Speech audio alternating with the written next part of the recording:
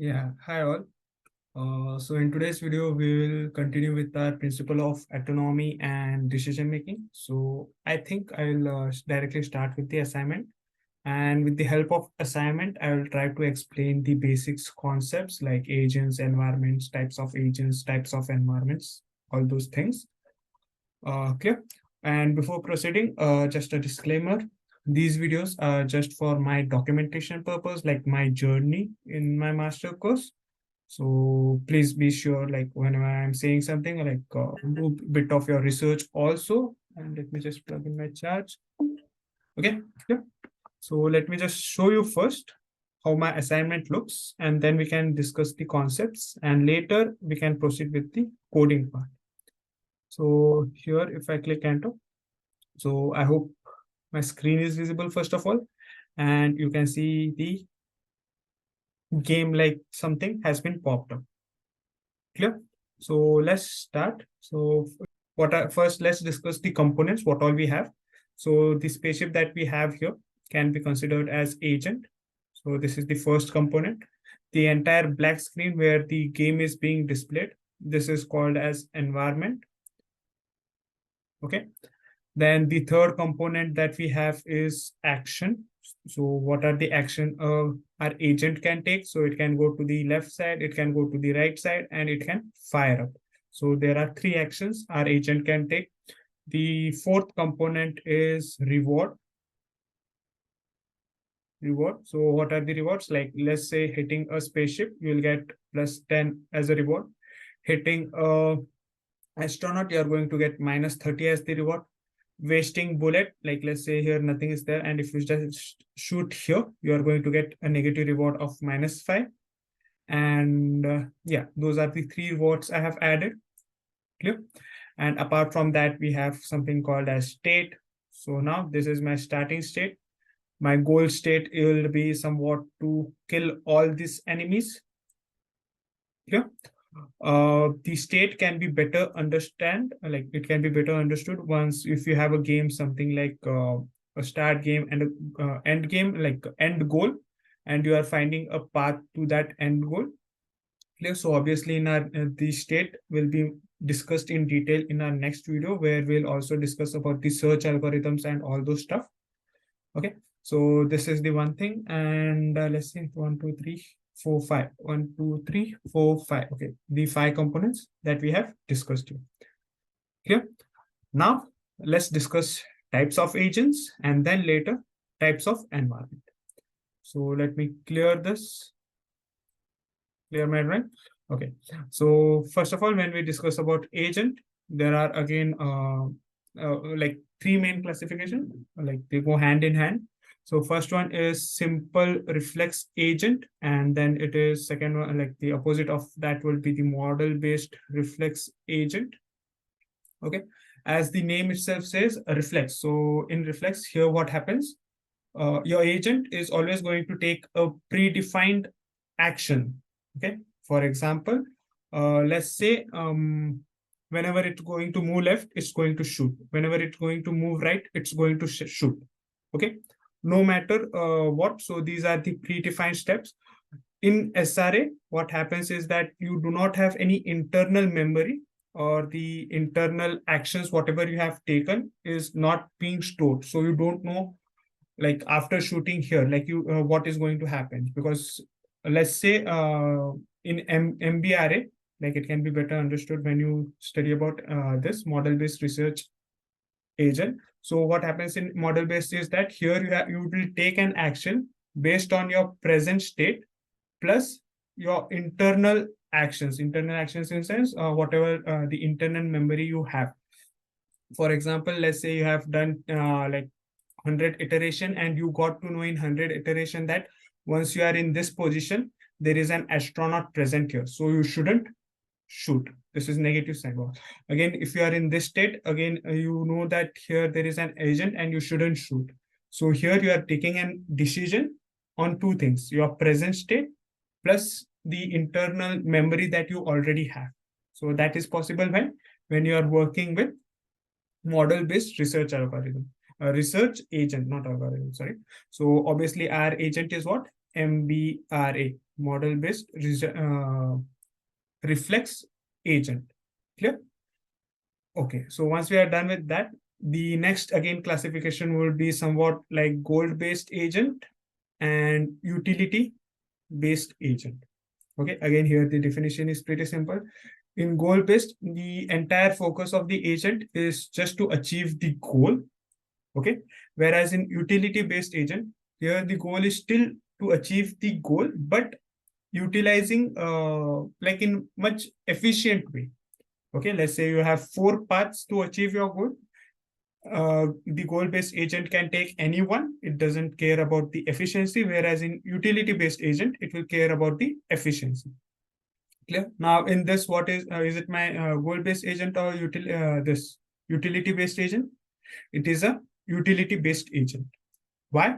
Because here I have added a time factor. Okay, as well as I have added a bullet points.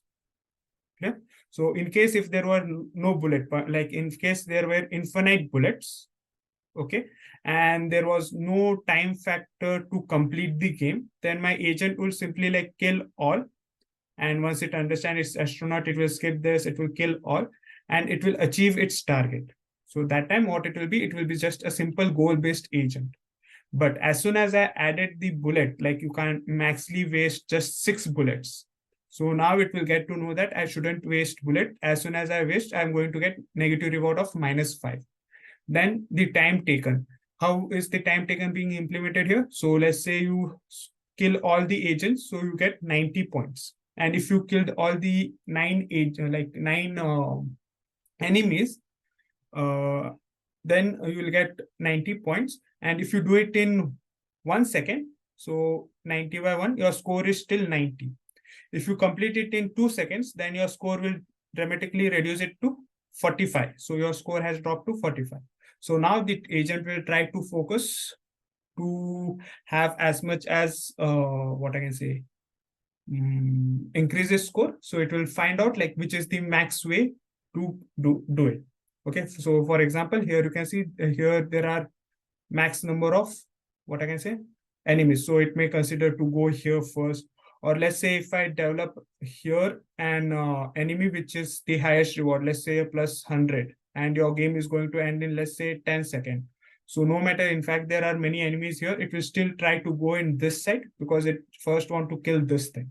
So this is when your agent is a utility-based agent. Clear? So it will try to achieve the goal in much efficient way. Clear? So I hope you have understood what all we have discussed now. So what is our agent? Like here, it is first of all a model-based, sorry for this, model-based reflex agent. Then it is also a utility agent, utility-based agent something. And then it's also a learning agent. Okay, so we saw 5 types of classification in our agent. Now, again, learning agent is simple. Then we need not require any definition in that, because what is learning agent? Obviously, like after a few iteration, your agent is going to learn something, right? Like what are the steps, when to hit, when not to hit, right? So it's a learning agent. And in most of the cases, learning agents are usually found in dynamic environment. Our environment, what is environment? Again, the black screen, as I showed earlier, from here to here is an environment. And we have a static environment right now. We will discuss that in further. What I wanted to say is that learning agents are usually and mostly found in dynamic environments. Even in this is a learning environment. But yeah, there are again these types of things. Clear? So what all we have? Simple reflex-based agent. Opposite of that is model-based reflex agent. Then we have goal-based agent, whose just target is to hit the goal. And if you are hitting the goal with efficiency, then we call it as utility-based agent. We are utilizing the efficiency properly, goal properly. And finally, the 5th one is the learning agent, which I guess most of the agents are learning agents. Clear? So once we are done with this, now let's speak about the environment. Clear? Now, first of all, we have this one is discrete versus continuous. Okay. So here, if you see my environment, this is a discrete. Now, what is discrete? So whenever I'll, let's say, move my spaceship, it's going to directly jump to this block and take a place of this. And whenever I shoot, it is going to directly shoot from here to this spaceship. Okay, so if I convert this into a matrix, I will somewhat have a matrix of this, as there are 14 blocks. So I'll have somewhat like this 14. And above, there is just one action, shoot. And as soon as I shoot, it's directly hitting here. If I shoot, it's directly hitting here. So this is just like this. 2 rows, okay, and 14 columns. Clear? This is the discrete. And the continuous one, I guess I also have continuous one. So if I try to show you, just let me close this. So initially I did a continuous this itself. So if I show you here, I'll just remove this part from here. App.py, was it app.py? No, Python 3. Maybe it's app.py. Okay, now if you see here, the environment is moving in continuous flow. And even if I shoot now, it's like continuously moving, though the visually it looks good. But when we are dealing with the Q-learning algorithm, what happens is in this, where did it go? In this particular environment is that you will have a matrix. Okay. Okay, so what happens in this, that if you try to plot the matrix of this, though the starting point will be 0, but the movement will go up to infinite. Okay, whenever you also shoot here, so while shooting also, it's maybe start with 0, but again it has the possibility of going upward direction, so like very far. Okay, so when you have something like this, the algorithm which we are going to implement at the assignment 3, that is Q-learning algorithm, won't be possible in this. Okay, so you need neural network or something like that to train this.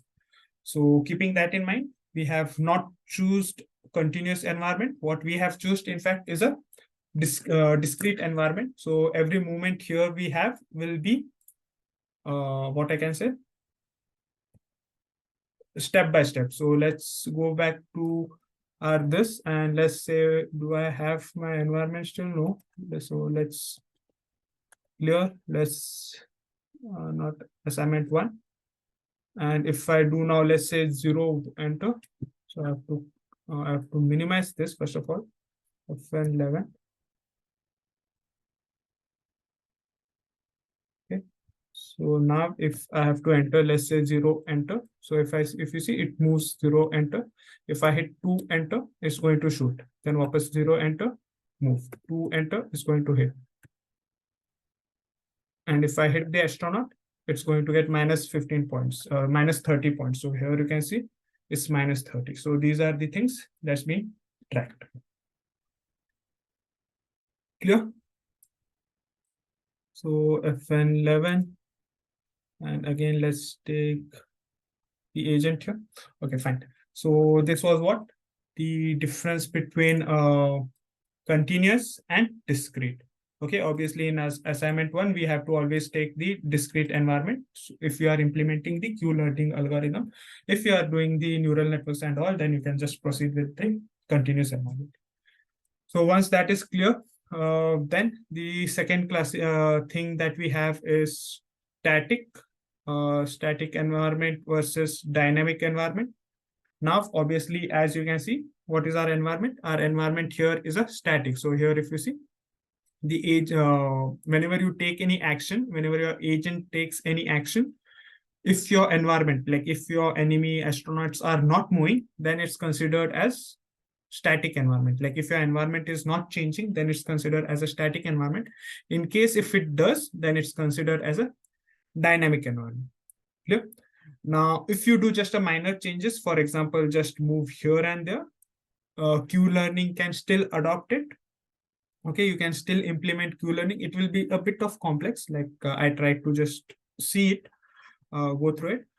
It will be a bit of complex, the matrices and all, because the goal states, I guess there was something exploitation and exploration, something error will get, not an error, like there will be a problem of that your agent will keep on exploiting the data and it will keep on exploring, because every time the enemies are moving here and there. So for that purpose, it's generally not recommended. Q-learning is not recommended for what? Dynamic environments. Okay.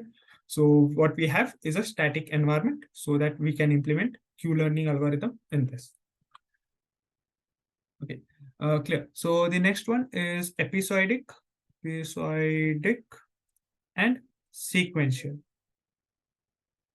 Okay, again, it's pretty simple and mostly similar. The present this environment is sequential. When will it be episodic? Let's say when it has infinite bullet, okay, and there is no time limit. Okay, so what happens then? Your first of all, your environment doesn't has memory in episodic. Okay, no memory, and then your agent like will always follow one single optimal strategy. Okay, in episodic. So it's, let's say it starts from here, and let's say it keeps on hitting. It knows here there is a astronaut, it will escape, and it will keep on going here and hit all the, let's say, enemies. So what is this? It has achieved its goal. It has one single optimal strategy. Now, in case if you limit this to, let's say, a few number of bullets, so you have introduced a new concept of limiting bullets, then you have implemented time factor in this. And also in when you are dealing with like sequential, your environment will have a memory of what happens previous. So then it will try to find out the optimal way, like in less time, how to target all the enemies and how not to waste the bullets. Okay, like let's say when it reaches here, not to shoot here, like let's say not to shoot here. So now what has happened is your agent has again, let's say optimal strategy, but it has been improved. Okay, so again there is a slight difference, and this is nothing but again similar to your previous definitions whatever we have discussed. So it's again a bit of similar to that itself. Clear? So this was about episodic and sequential. So once we are done with this, then we have something called as deterministic and stochastic. Okay, now if my environment is deterministic, why can I like, why do I say like that? Because I know once I shoot here, this is going to give me a -30 reward. Okay, if I shoot this enemy, I know that this is going to give me, let's say, +10 as a reward. Okay, I know that I have only 6 bullets. Okay, only 6 bullets I can waste, and if I waste more than that, I'm going to get a health state -30, and the game is going to reset. Okay, when will that be a stochastic environment? Let's say the what are these astronauts? Let's say now this is safe because it doesn't has anything nearby. This is safe, it doesn't has anything nearby, like no enemies are near. But this astronaut has the enemy here, and the health of this will keep on reducing. Let's say it has something 100, it will keep on reducing. So if you first move this side and kill this thing, so until you come here, let's say it has killed this thing, killed an astronaut automatically. So you do not know what's the what I can say, what's happening. So something is hidden. Again, let's say every time the bullet that you have is randomly, let's say now you have 6 extra bullets, next time you have 3 bullets, only 3 extra bullets, next time you have just 1 bullet. So whenever you are not determined like what is going to happen, then it can be considered as a stochastic environment. Let's say for this particular enemy, you need to shoot 2 times. So let's say it keeps on changing. Okay, if there is any randomness involved, then it's considered as stochastic. Clear? And the next last type of classification we have is based on observation. Again, the observation goes hand in hand with these things that we just classified. So whenever there is a deterministic environment, we obviously have a fully observation environment, we can say. And whenever it's a stochastic environment, there is a partially observation, like you do not know the entire environment. There is some randomness included. let's say if I add some bulb here, like you are just discovering these things until that something may happen here, you do not see this or partially observe. So something like that, not a major thing to be worried about. You will easily get to know when an environment is fully observable or partially observable. Clear? So to quickly summarize, so what all we had learned, here we know, like in environment, there is something called as discrete environment and continuous environment. So this environment is discrete.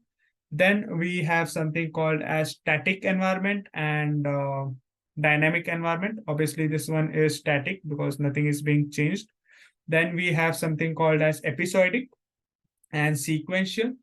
Sequential is the uh, environment where your previous actions are affecting your future states and all.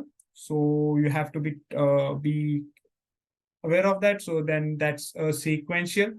Then after that, we have something called as deterministic and stochastic. So obviously our this environment is deterministic because we are able to determine, like we know what are the rewards and all the things are predefined. And finally, we have something observation. So whenever there is mostly deterministic, we have fully observable. And whenever there is a stochastic, we have partially observation. So obviously in this also, we have a fully observable environment. Clear? So this is what our environment definition that we have right now. So I hope we are clear and we have covered our agents, types of, let's say, what it was, environments. And then speaking about states, that we'll cover in next thing. Speaking about action, in this we just have left, right, and shoot. So again, there is nothing much to be discussed there. Then what else was left? Actions, rewards. Okay.